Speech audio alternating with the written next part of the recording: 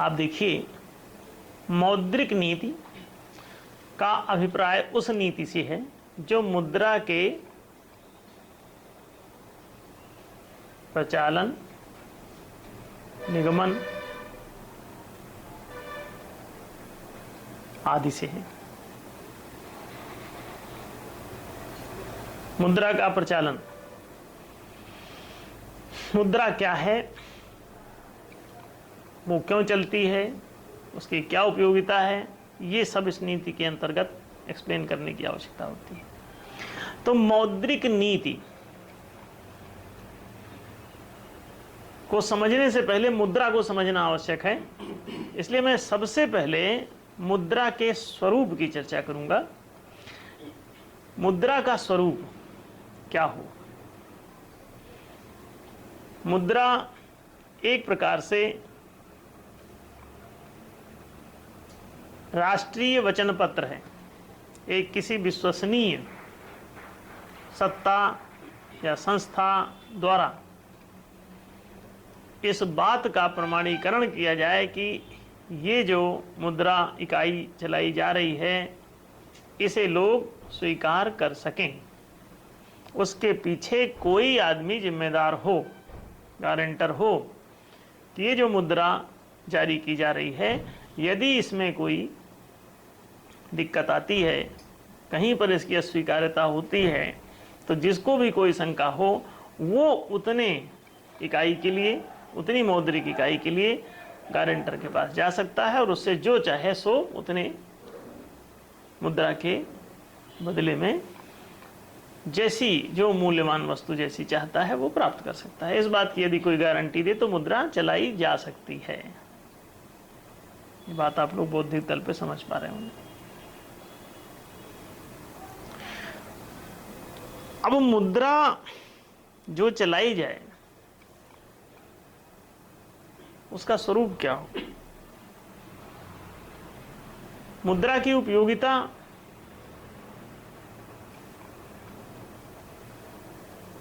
के आधार पर उसके सरल स्वरूप को यदि अडॉप्ट किया जाए तो बड़ा अच्छा होगा। मुद्रा की उपयोगिता होती है किसी वस्तु का मूल्यांकन करने के लिए, किसी वस्तु के क्रय विक्रय में लेन देन के लिए, पूंजी आदि के रूप में मुद्रा को संकलित करने के लिए, जमा धन के रूप में बनाने के लिए, अपने उत्तरदायित्वों का भुगतान करने के लिए, ऐसे अनेक मुद्रा के उपयोग हैं। अब आप देखें कि जिससे ये सारी उपयोगिता मुद्रा की सिद्ध हो सके, जो अपने इन सारे उपयोगों में प्रयुक्त हो सके और इन सभी उपयोगों को सफलतापूर्वक संपन्न कर सके, वही मुद्रा वास्तव में उसका वास्तविक स्वरूप कहलाएगी। अब मुद्रा के स्वरूप कई हो सकते हैं। जैसे देखें, कागजी मुद्रा जो आजकल आप देखते हैं, धात्विक मुद्रा धातु से बनती है, सिक्के आदि जो चलते हैं। अब ये स्वर्ण मुद्रा, रजत मुद्रा, चांदी की बना के चली, तांबे की बना के चली, लोहे की बना के चल सकती है, कांसे की बना के चल सकती है, ये सभी प्रकार की, एल्युमिनियम की भी चली, पीतल की भी मुद्रा चली, सब आपने देखा। ये सारी चीजें आप जानते हैं, है ना।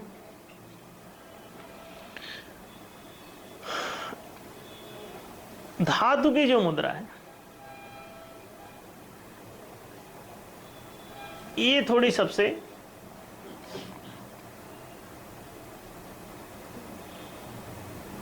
स्थूल मुद्रा और बहुत मोटी बुद्धि से चलाई जाने वाली मुद्रा है। इसमें कई दिक्कतें हैं। जैसे धातु का मूल्य ज्यादा हो जाना, अचानक गला के बेच दी, सारी ढलाई छपाई सब मट्टी में मिल गई। जनता क्या करेगी? जिसके पास 100 रुपए के सिक्के हैं और उस जो धातु, जिस धातु से वो बने हैं, अगर वो धातु 150 रुपए की हो गई तो 100 रुपए मुंह से चलाना कौन पसंद करेगा? कहेगा इसे सब गला दो, 150 के बेच दो किलो में। संकट खड़ा होगा। कई राजाओं ने ये सब प्रयोग किए, झंझटें उठाई, धीरे धीरे फिर सुनाई पड़ता है। कहीं कहीं उल्लेख मिलता है कि सबसे पहले चीन ने कागजी मुद्रा चलाई। अभी एक और किसी कंट्री के बारे में भी आया था कि उसने भी चलाई, कागजी मुद्रा चलाई। बोले कि कागज की मुद्रा है, इसमें प्रयुक्त वस्तु का मूल्य इस पर लिखे हुए मूल्य से कभी ज्यादा नहीं होगा, इसलिए वो वाला संकट खत्म। देखा जाए तो किसी ने ठीक बुद्धि लगाई है ना, तो कागजी मुद्रा।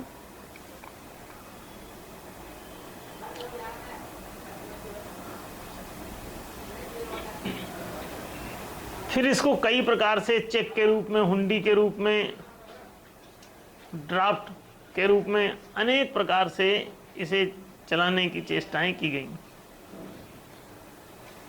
इसके विकल्प भी अनेक तैयार किए गए।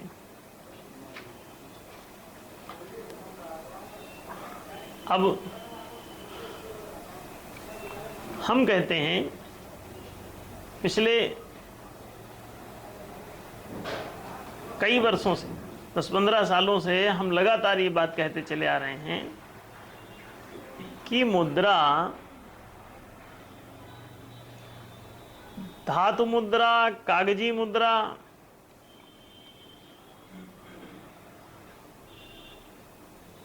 ये सभी मुद्राएं झंझट का विषय है।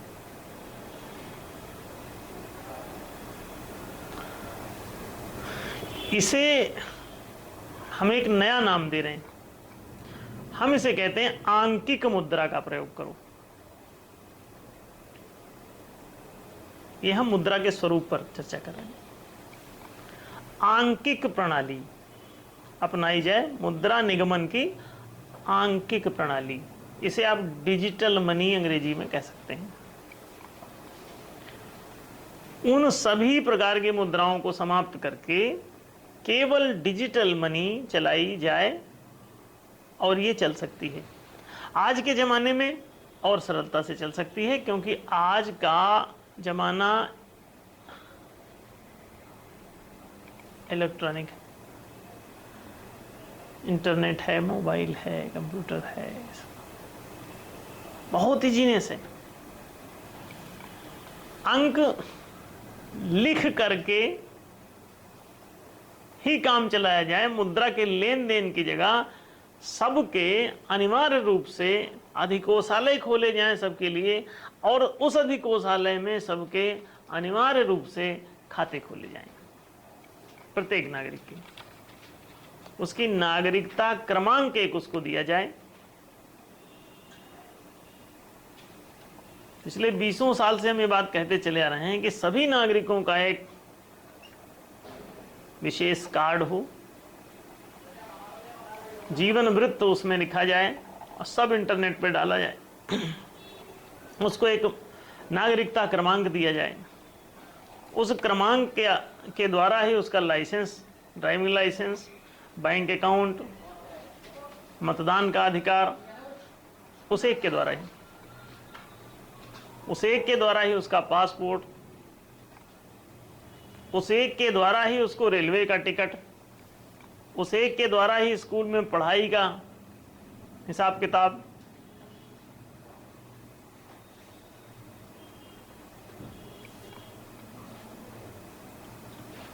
सब कुछ किया जाए।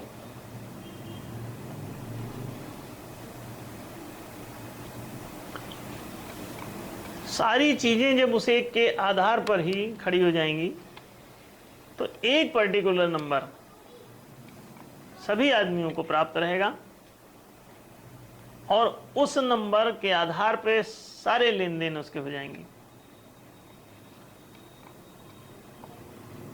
और ये जो आंकिक मुद्रा है, इसका 1 रुपए का लेन देन भी दर्ज रहेगा। किससे किसको लिया दिया गया, किसने किसको दिया और किसने किससे लिया, ये 10 साल बाद भी अगर किसी डेट का देखना चाहोगे तो आपको मिल सकता है। अब आप सोचिए कि कितना महत्वपूर्ण हो सकता है। अब इसकी महत्ता की बात जब आपको बताऊंगा तो आप बहुत प्रसन्न होंगे। ये बड़ी बड़ी समस्याओं को दूर कर सकता है। मात्र डिजिटल मनी करो और तत्काल प्रभाव से अन्य सभी प्रकार की मुद्राओं पर रोक लगा दो और भविष्य में कभी मत चलाओ उन मुद्राओं को। मुद्रा को केवल अंकों के लिखा पढ़ी पर आधारित करो। इसका उल्लेख अर्थशास्त्र में नहीं, ये हम आपको मौद्रिक नीति में नए सिरे से समझा रहे हैं और इसके कमाल भी बताएंगे। मुद्रा का स्वरूप यदि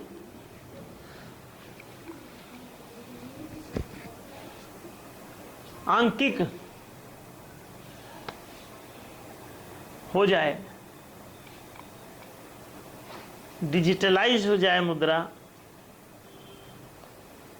तो बहुत बड़ी सफलता आपने अर्जित कर ली। सारा राष्ट्र धन्य हो जाए। इसे एक छोटी सी नीति से आप इसे समझ लें। और जो राष्ट्र भी अभी पृथ्वी पर, किसी राष्ट्र में डिजिटल मनी घोषित नहीं, 200 से भी अधिक राष्ट्र हैं, लेकिन आंकिक प्रणाली मुद्रा की कहीं भी चल नहीं रही है।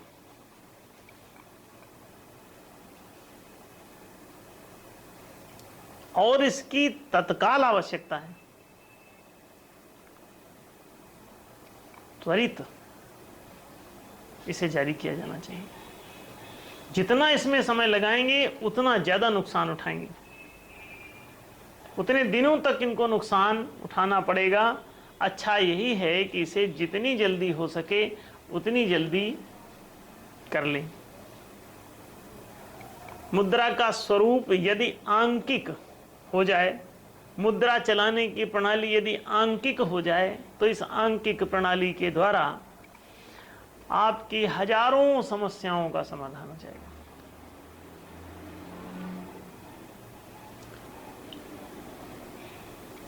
उन समस्याओं में जैसे मुद्रा की चोरी,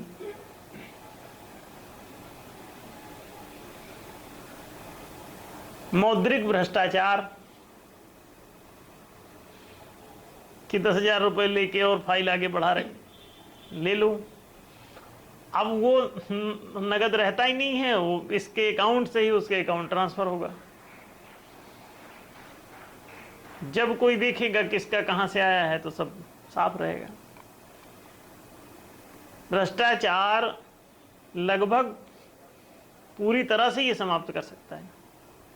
घुमा फिरा के भी कोई कि सोना देके और ये करके वो भी करेगा तो कहीं ना कहीं से उसे उन सब चीज़ों को खरीदना ही पड़ेगा और वो पे हुआ दिखेगा उसके खाते में। और जहाँ कहीं जिसको दिया गया है तो उससे रसीद मांगेंगे, वही रसीद देना पड़ेगा उसको, वहीं से चेक हो जाएगा जज साहब ने लिया। तुम सोफा सेट लेके भी नहीं बच सकते। ये मौद्रिक प्रणाली ऐसी है कि इसके अप्रत्यक्ष भी प्रभाव, घुमा के ये कान पकड़ देगी किसने क्या किया। इसमें कोई लोकपाल बनाने की जरूरत नहीं रह जाएगी। सीबीआई की जांच बैठाने की, सब जचाया है अधिकोषालय में ही सबका जचा हुआ है। जब जिसका चाहिए आप उसका प्रिंट आउट ले लो, सब देख लो किसने कहाँ लिया दिया है, सब पता चल गया आपको। नगद है ही नहीं कहीं, तब क्या होगा? बड़ी आसानी से मुद्रा चलेगी। रास्ते में आपको कोई लूट नहीं पाएगा। क्यों? लूट भी लोगे अगर मान लो आपका मोबाइल छीन के नंबर मार मार के आपका ले लिया और उसने अपने खाते में क्रेडिट कर लिया, जबरदस्ती गले में फांसी डाल रहा है। नगद है तो जेब से तो लूट ही नहीं सकता, अगर दूसरा भी कोई तरीका अपनाया ऑन रिकॉर्ड होगा। अभी कहते हैं कि आपका कोई पासवर्ड हैक कर लिया तो डरना नहीं, पासवर्ड बता दिया करो सबको। हैक करने की क्या जरूरत है, ऐसे ही बता दो हमारा पासवर्ड ये है, खोल लो। आप लोग चौंक रहे होंगे, नहीं चौंके? क्योंकि वो अपने में ट्रांसफर करेगा तो पता चल जाएगा। कई लोगों ने हमसे पूछा कि गुरुजी अगर पासवर्ड हैक कर लिया तो किसी ने, हमने कहा हैक करने क्यों देते हो, पहले ही बता दो। बोले वाह वो तो सब लूट लेगा। हमने कहा तो लूट नहीं लेगा, अपने को फांसी पर चढ़ा लेगा। अपने लिए संकट खड़ा कर रहा है पासवर्ड हैक करके। हैक मत करो, झंझट है उसमें। बल्कि जैसे तैसे चिरौरी मिन्नत करके 10-5 रुपए उससे ही ऐसे ही कह दो कि ट्रांसफर कर दे दयापूर्वक, तो कुछ हो सकता है। बाकी मुश्किल है। अगर उसकी इच्छा के विपरीत आपने कोई ट्रांसफर कराया तो अपने लिए आफत मोल लिया। आप इसे समझना कितने सेफ हैं आप। Digitalise the money and enjoy your life freely. जाली नोट कहां से आएगा? पाकिस्तान को बोल दो कि सब छापो और जितना मर्जी हमारे मार्केट में उतार दो, 1 पैसे की नहीं बेच पाओगे। आलू भी नहीं देगा कोई उस नोट से। जाली नोट का जितना कारोबार है, सब बैंक परेशान है, देश परेशान है। फर्जी हमारे यहाँ नोट फेंकवा दिया। अरे हम कहते हैं डिजिटलाइज कर लो, झंझट खत्म करो। ये तो सामान्य लिखा पढ़ी के रजिस्टर से भी हो सकता था, लेकिन अब उससे भी सरलीकृत हो गया है कि सबके हाथ में मोबाइल है, सबको ऑनलाइन कर दो। 1 रुपए की भी चॉकलेट ली बच्चे ने, अपना नंबर, अकाउंट नंबर से सामने वाले दुकान वाले का नंबर पूछ ले, कौन सा नंबर बताया, उसके नंबर में 1 रुपए क्रेडिट किया, ओके बटन दबाया, घर चला गया। पर्स से पैसा निकालने और देने लेने में जितना फुटकर चिल्लर तमाशेबाजी करनी है, उससे बहुत कम समय में सौदा हो जाएगा। ना कुछ लेना है ना देना है, बस बटन ही तो दबाना है, दबा दी, चले गए। 1 रुपये महीने, 1 रुपये उसमें लिखा है, 1 रुपये उसके खाते में क्रेडिट और तुम्हारे खाते में डेबिट। है ना सरल? छापने का जो अरबों रुपए खर्चा, अभी 1400 करोड़ रुपए उसका छापने के लिए सरकार ने कोई एक नया मुद्रा का कारखाना लगाया। हमने कहा 1400 करोड़ में तो कितने विद्यालय खुल जाते। नोट छापने के कारखाने में परेशान है। फिर हर बार कोई डिजाइन चेंज करना पड़ता है, लाखों रुपए की डिजाइनिंग होती होगी उसकी, इतनी तकलीफ। और उसमें ना कोई डिजाइनिंग, ना चित्रांकन, ना उतना, उसको भी नकल मार लेते हैं फिर से थोड़े दिनों बाद लोग, फिर नया कुछ ढूंढो। मुद्रा प्रचालन विभाग परेशान ही रहता है और सबकी नकली मुद्रा सब तैयार है लोगों के पास। भारत में भी कई पकड़े जाते रहते हैं, कोई कलाटी किए छापे ले रहा पेपर कहीं से जुगाड़ करके। तेलगी स्टाम्प घोटाला, अरे स्टाम्प पर ऐसा नोट छाप के स्टाम्प चला रहे हैं, उसे भी नोट जैसा चला रहे हैं। ये स्टाम्प घोटाला होता ही नहीं अगर डिजिटलाइज होता।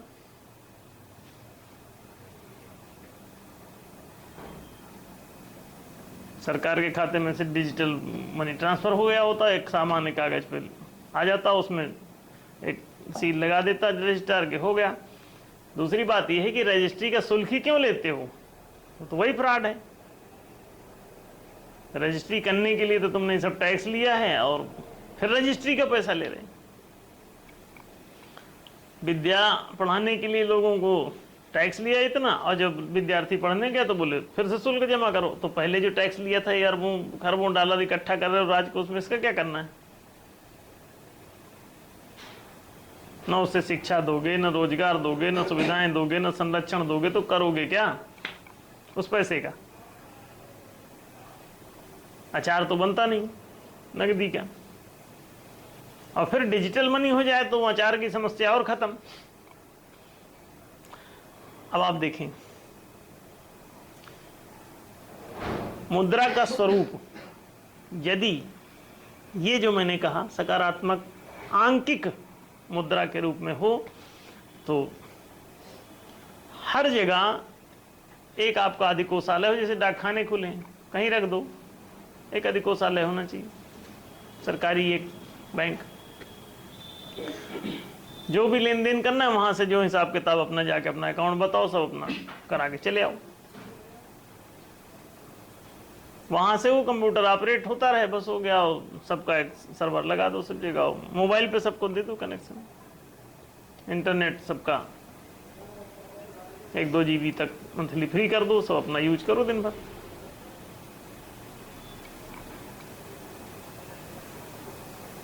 फ्री में ही सब काम होगा। तो ये कितना सरल है, बहुत इजी हो सकता है, लेकिन ये कितना गंभीर विषय बना हुआ है। मुद्रा का जाली नोट छप रहे हैं और इतने छप रहे हैं कि लोग परेशान हैं। ब्लैक मनी बन रहा है, कैश चोरी हो रहा है, जेब में कोई लेके जाता है 10 बार शंका करता है, कोई पर्स ना मार दे, मार रहे हैं। टैक्स चोरी भी हो रही है। और टैक्स कैसे चुराएंगे, वो तो लिखा हुआ, रिटर्न फाइल करो, ये करो, कुछ जरूरत ही नहीं, वो तो उतना ही कट जाया करेगा जितना है हिसाब में। अब काहे का रिटर्न और काहे का फाइल और ई फाइलिंग और सी फाइलिंग और कागज फाइलिंग, कोई जरूरत नहीं। और इनकम टैक्स विभाग इतना बड़ा फालतू लगा हुआ है, उसको खत्म करो। सेल्स टैक्स विभाग लगा हुआ है, इसे खत्म करो। अरे वो दूसरा काम करेंगे, उनके कर्मचारियों को लगाओ, चलो सड़क बनाओ।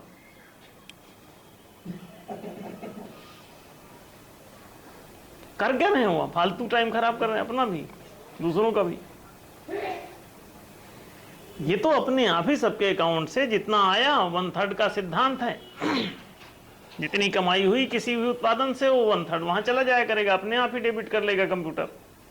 आप कहां परेशान हो रहे हैं, ये फाइल करो वो फाइल करो। टैक्स चोरी भी समाप्त हो जाएगी, पैसे की चोरी समाप्त हो जाएगी, घूसखोरी समाप्त हो जाएगी, काला धन। काला कैसे बनाओगे, चलो थोड़ी देर के लिए सोचो, इसको काला करोगे कैसे? अगर मान लो नगदी नहीं मिली तो नगदी तुम चुरा छिपा के उसको बैग में लेके भाग के स्विट्जरलैंड के बैंक में कैसे जमा करोगे?